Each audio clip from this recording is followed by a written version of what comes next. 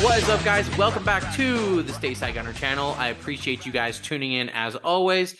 So today's video, we're going to be talking about just the latest on the transfer update, primarily around Mikel Merino and kind of not the bomb that Ornstein dropped earlier today, but just kind of the news that shows stuff that is actually happening. So always love to have you guys in.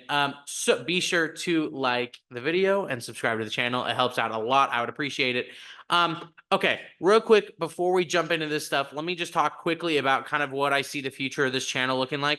So as probably a lot of you know, I started on TikTok, and then made an Instagram, started posting those short videos. I'm still going to be doing those pretty regularly.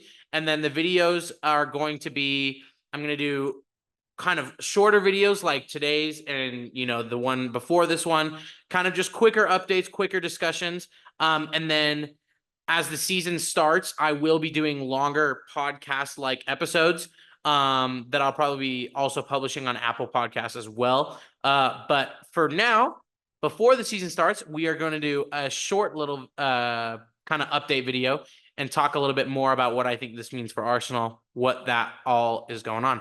I will be doing a predictions video next, so stay tuned for that. That one will be coming out tomorrow. So yeah, okay, so let's dive into it. So the tweet from David Ornstein this morning, this was at 8:25 in the morning my time. I'm in Mountain Time. So Arsenal are stepping up efforts to sign Mikel Merino from Real Sociedad. Talks are ongoing, and Edu has been in Spain this week to pursue the agreement. Personal terms for the 28-year-old midfielder are no issue. However, there likely needs to be an exit from Arsenal, whether before or after the signing of Merino. And then this is just reading on The Guardian. Here we go. Okay.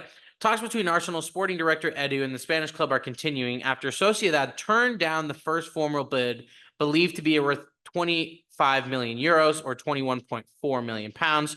It is understood to be holding that Real Sociedad are holding out for a fee of around 35 million euros, which is about 30 million pounds, for the 28-year-old midfielder who only has 1 year left on his contract.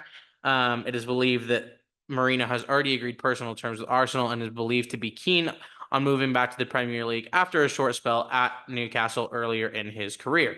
So, what does all this mean? Number one, I'm very, very excited that at least this shows that something is happening. It's all really been more rumors and kind of little floating news about this. Look, it's underway. The talks are ongoing. Look, this deal, I talked about it a couple days ago. This deal is going to happen. I firmly believe that this deal is going to happen. It's just a matter of time, and can they find the right fee? They're not far off, about 9 million pounds. I don't think that's a bad in between. I do think that Arsenal and Sociedad will be able to find kind of that in between. My guess, it gets done between around 25 to 27 million pounds. Not that 30 million pound mark. And then if we go off of what Ornstein was saying, that means he was saying that he believes that an outgoing needs to happen, whether before or after the Merino deal. I think that is going to be Eddie Nketiah. We talked about it the other day. The Marseille deal fell through, but it does look like Bournemouth are keen on moving for Nketiah. And I think / hope, it's just, I can't, obviously, I'm not an ITK. I don't have any sources, but I have a feeling that if Bournemouth want to make a move for Eddie, I think that might start a small bidding war between a few clubs. Maybe Palace and maybe even Brentford. I know Brentford signed a new striker, but he just got injured right away.